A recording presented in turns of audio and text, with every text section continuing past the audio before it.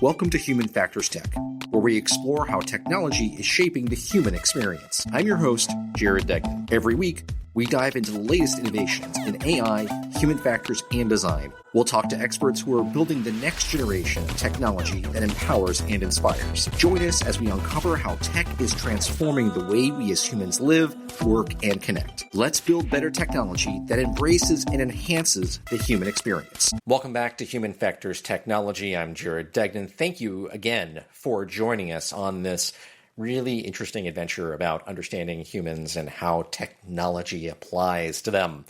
So this is going to be a really exciting episode for me because I've been thinking about doing this topic for quite some time. And the topic is personas. In case you are not already familiar, personas are usually descriptions of a particular person, a role, a behavior, and the purpose of them is to get all of your team members, project members on the same page as you about who is it that you are actually designing for. Now, personas are usually very one-dimensional, and I will show you an example of one in just a moment. But I was intrigued about 6 months ago with an idea that I saw on LinkedIn, which was this concept of having an interactive persona, something that you could prompt, something that you could discuss ideas with, something that you could provide concepts and the persona would react to it. And I think what's really interesting about this is this is what personas were originally designed for. So if you're a design thinker, you know that part and parcel of creating a persona is about understanding the human behind whatever product, whatever interface, design, journey that you are creating. And we are all at some point in time encountering this challenge that personas can only take us so far in terms of helping us to model the challenges and issues that we might have to navigate when a product or an idea or a technology comes to life. Before I go any further, I will mention if you are listening to this on any type of audio environment, so if you're on Spotify, if you're on Apple Podcasts, please feel free to go over to humanfactorstech.com or go to our YouTube page at Human Factors Technology on YouTube and watch this video because I've got some screen grabs here and I'm going to show you how I actually create these personas. So what's been really interesting about this is that there weren't a ton of instructions on how to create these interactive personas when I first started doing these about 6 months ago. It was an idea from a friend of a friend, and I thought to myself, this is a really good idea. Wouldn't I love to be able to write a letter to a CMO or create a value proposition to a CIO, present it to this persona, and see how they would react and be able to refine and be able to create something that is going to have a better chance of success. Wouldn't that be cool? And so over the course of the last 6 months, I've been experimenting. I've been experimenting with a lot of different persona types. I've been using it for a lot of different reasons. I'll show you a couple of those in just a second. But what I have found is that these personas are really, really intriguing as it relates to creating what should be the next generation of technologies. And I say this not just because, hey, I really love AI, but because this is something that the more we understand our target markets, the better off we're going to be. And it is really easy for someone who is highly immersed in technology to be focused on the technology. They get siloed, which is what good professionals do. We get into the zone. We focus on the things that we do best. However, the things that we don't do best are always the things that we don't always think of. So what I love to do is use these personas to challenge my thinking of various concepts. So I have never been a CIO in my life. I have worked with hundreds of them, but at this point in time, would I be able to actually be a CIO in a role? Probably not. I don't eat, sleep, and breathe it. I know how to be a program manager. I know how to be a technologist. I know how to be a consultant. These are things that I live every single day. But to walk a mile in somebody else's shoes, that's extremely valuable. And that's what personas do for us. So without any further ado, I'm going to go switch over to my desktop, and I'm going to show you a little bit about how I do these things. So a couple things that you need to have first and foremost. You do need to have a ChatGPT account here. This is something that is beyond the normal. It is the one that you pay for. Now, I will mention that I truly do believe that ChatGPT, if you use it ethically, if you use it within the confines of the information constraints of your particular job, if you are respecting data privacy, I think it is fantastic to use ChatGPT in almost any way possible. I have found some amazing developers that have created some amazing GPTs, and I have leveled up my game because of AI. And it does not replace me by any chance, but you'll see that if you know the right questions to ask and you know what good looks like, if you know how to call BS on, AI information, then you're going to find yourself in a really good, advantageous place. So, as I mentioned, I have created a couple of GPTs before. One of my favorite GPTs is my strategic CIO advisor. So I have literally created an advisor that acts like and helps me respond to different value propositions. So as I create technologies, as I create services, I use my strategic CIO advisor all the time to help me understand. So let's just see. What if I told you I could save you $100 per user on technology? How would you feel about that? And how should I best relate this to you so that you pay attention to my appeal? Question mark. All right. So as you can see, this is really interesting. So it's not just saying, yeah, great. It's saying I would be intrigued, but my immediate reaction would likely focus on whether these savings align to the broader business goals and address my key priorities as CIO. My role isn't just about cutting costs. It's about driving value through technology. I really like this because this, to me, this is how I sharpen my own value propositions. But as you can see, there's a split screen here. There is the create and /configure, and then there is the preview pane. So let me kind of go back. As I mentioned, I've got two different CIO personas for different reasons. And then I also, because I am a program manager and because I like to speed things up a little bit, I have actually programmed this Progree ChatGPT to help me speed along the development of some of my assets. So I mentioned you need two things. So the first, of course, is a GPT account.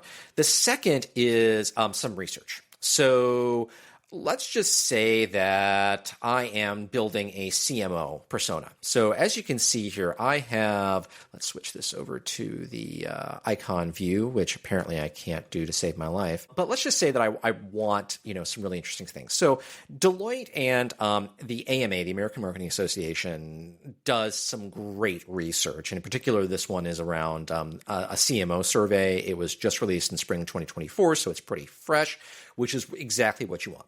Now, where do I get this stuff? The answer is I get it from the web. I get it from where everybody else is. So I go CMO survey 2024 because I don't want anything that is completely stale. So as you can see here, there's some really interesting things. There's a sponsored post here, State of the CIO report, or this is not really what I want because it's CIO. But let me tell you that, so first and foremost, you can find surveys on just about any C-suite out there. The thing that I have found most interesting, though, is that, again, there is different levels of fidelity within research. The first level fidelity is just basic research. It's like, hey, this is what a CMO cares about.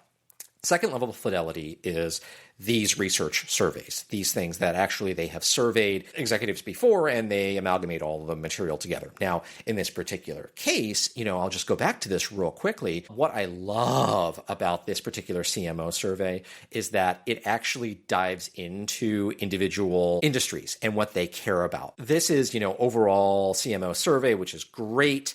And then there's also one that goes into industry breakout. This data is so good. I am such a freaking data nerd. But look at this. Are you less? It asks about the economy. This is so good. It's crazy. So when I have a high fidelity piece of research like this, I usually don't need anything else. That being said, what I love, the highest level of fidelity that you can get is executive interviews. So in this particular one, this is an interview with Melissa Lowry, who is a CMO for Zelle. And what's really interesting is that this is a transcript. So this is directly what Melissa has said in her interview with, who's this with again? This is with McGraw-Hill. So, really a very good survey, a very good research interview. So, you can go in and you can search around and you don't need a ton of information. I would say 4 or 5 pieces of research are really good. I would also say that don't skimp on getting diversity of opinion. So as you can see here, this is one from Gartner, and it's a CMO survey that's in 2024. Now, again, if you've done research in any way, shape, or form, you will know that research is best when it's most recent. So I would say do it in the last 12 to 18 months, if not the 12 to 24 months. But you can see that there are some really interesting things here. And, let's see, insights from the CMO, this is the full report here. So, of course, I can't access the report, or I can't access the report within the context of this podcast, but I could theoretically, if I was doing this for work, because we do have a Gartner survey account, I could go in and download this report and incorporate it into my overall persona. So let's just say that we have our research and we are ready to create our persona, right? So let's go back and let's actually create a persona. Okay, so create a GPT. Okay, so this is so easy. It's almost criminal. So it asks, it's a question and answer, folks. It's just so easy. And of course, I have pre-written prompts because I really don't want to copy. I want to copy paste, but I don't want to necessarily make you guys watch me type things out. So I create an interactive persona for a chief marketing officer. Really basic. Let it run for a second, updating the GPT. And now what ChatGPT is doing is it is updating information about who this person is from in this case, the 4.0 model. So this is going out and doing something that I just, very similar to what I did, which was doing some basic research. And it asks you, would you like to go with that or suggest another?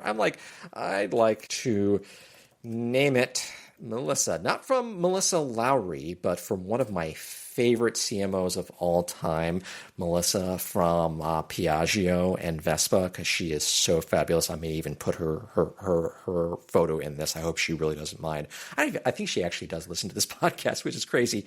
Oh, come on, GPT. That is not a woman's photo. Do better. Okay. Please use an image of female CMO, mid-40s. Not because CMOs are in their mid-40s, but because I'm in my mid-40s, so deal with it. Hopefully this will update. I usually don't get too wrapped up in these images, but I don't know if you guys clocked it, but I did create a CIO image for Larry, my strategic persona, for CIOs, so let me see if this guy will actually do it. All right, so while this does it, interesting, GPTs run very slowly or slower as it relates to creating images. But while this is doing this, I will also say when being asked to judge or react to a persona, first ask the industry and context, including familiarity with context if not already provided. That's not too far off from the Melissa that I had in my mind. Let's make it professional, but likely any other with a creative background. I don't spend too much time on this, but obviously these are the steps that it takes. So I'm just going to let her, run for just a second and just let it do it. Anyway, so whole idea here is I am going to, now it's updated, thank goodness. Okay, professional advice, let's have creative, blah, blah, blah, blah. Would you like to test her out? Okay, I'd like to make adjustments. I don't know why I just told it to make adjustments because GPT already knows how to do it. Side note, be nice to your GPTs. Be nice to your AI, because when the machines conquer the world, my guess is that if you've been nice to them, they will be nicer to you. Okay, so I'm going to put a couple of key qualifications here. So the first, I'm going to just say, when asked to judge or react to something as a persona, first ask the industry and the context, including familiarity with the context, if not already provided. So what this is going to do is this is going to help us in a step that I will show you a little bit later on. This is going to help us contextualize the user. Okay, so I am going to upload from my computer. I am going to go to my desktop, my CMO persona, and I am going to upload all of these documents all at once. Please inform the persona's knowledge with the attached information. So what the GPT is going to do right now is this is synthesizing all of the information that I am providing it. It is using it as a context in order to be able to respond to me. By the way, so what I really love about this is that GPTs all operate off of general information, and this allows you to get a little bit more specific, which is just phenomenal, especially when you're trying to get some more specific information out of it. So let's just test it out right now. Create a persona for yourself. So what this is going to do, this is really great. So this provides basically what we saw earlier. So if you know anything about basic personas, they're really very basic. They have a lot of one-dimensional, maybe two-dimensional information, but it shows you goals, motivations, questions, etc. This should all be very familiar to you by now. That being said, what I have just done is I have literally created a persona based on the information that I have uploaded. So this is great if I just wanted to create, another two-dimensional persona. That's perfectly fine. There's nothing wrong with this, but it's just not very helpful. So that being said, let me take just a half a second out of this, because I do want to talk a little bit about Happy Path. If you know anything about Happy Path in journeys, you know that when we create journeys, it's kind of the best possible scenario. Same thing goes for GPTs.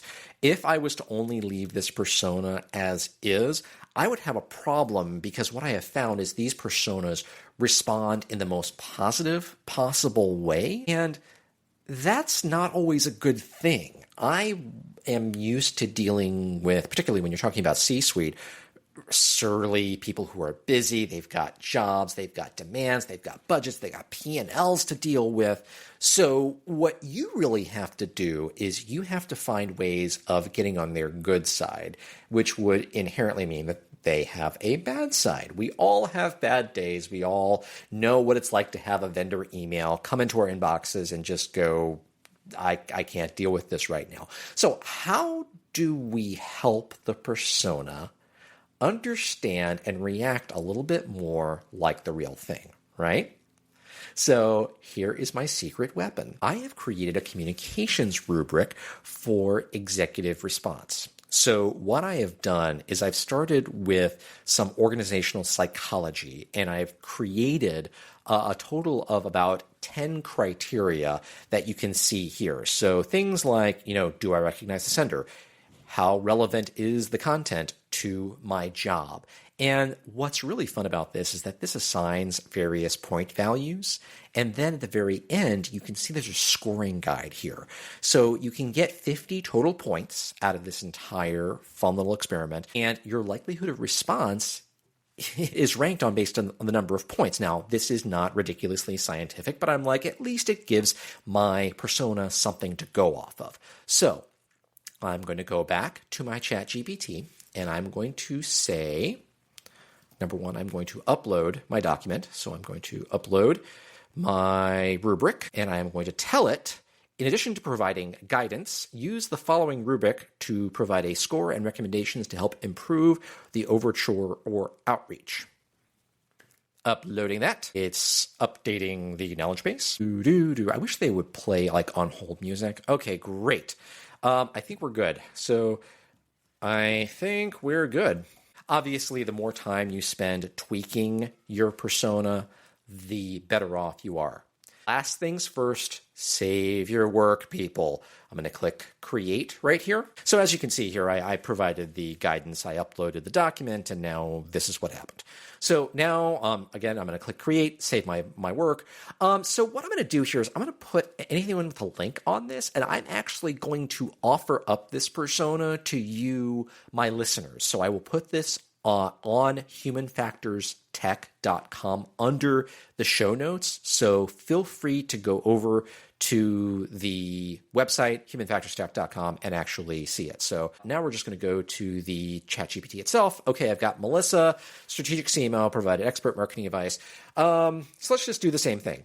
If I was to tell you I could lower your cost of acquisition by 30%, how would you react? Okay, so it's telling me how it would react. It's asking me some alignment with my current goals. Rate my message based on the rubric. So right now, what it is doing, it is going through my message, and it is looking at the different aspects of my pitch. Now, keep in mind, this is a one-line pitch, so it's probably not going to be great. Total score 32 out of 50. As you can tell, I need to tweak her just a little bit more because obviously I have hit the right chord for her, but obviously I truly contextualized this. Now, this assumes that I know this person, et cetera, et cetera. The only thing that didn't do, and I need to hone that prompt a little bit more, is the understanding of what industry that it's from. So I told it to prompt me and ask me, hey, what industry am I from? And then I would pull some of the information from that specific industry from the Deloitte survey, but it didn't pull it up. But you can see how things work within this. And because I don't want to make this episode too long, I really think that I'll just kind of end it right here. But as you can see, this is the kind of material that really does help you poke and prod and make your responses, your pitches, your emails smarter. It also, if you can share this with your team, they can ask questions as well. Now, hopefully, as the GPTs get a little bit more advanced, we'll be able to build in like user interface testing into something like this. I know there's already UIs out there, or AI UIs out there to do this, but I just find this extremely interesting, and I just love this technology and what it allows you to do. So I think that's going to be it for this particular episode. I really appreciate everybody tuning in. Let me know how you like this. I really enjoyed doing this because it's sharing more about where I'm coming from and some of the tools that I have found extremely valuable in order to do my job as a technologist, a consultant, and a strategist. So with that being said, thank you again for tuning in. If you would like to know more about these personas, please go to humanfactorstech.com. What I will do is I will not only upload the link to Melissa, the interactive CMO, but I will also link the document, the PDF of this rubric that I have created for you to use in your own personas. So that being said, I will encourage everybody to stay human. Thank you so much for tuning in. Please like, share, subscribe. And I guess until next time, folks, I will catch you guys later. Thanks for joining us on Human Factors Tech. If you enjoyed today's episode, be sure to subscribe, rate, and leave a review on your favorite podcast platform. To stay up to date on future episodes and explore more about how technology is shaping the human experience, follow us on Instagram or visit our website at humanfactorstech.com. Until next time, stay human and keep building technology that empowers and inspires.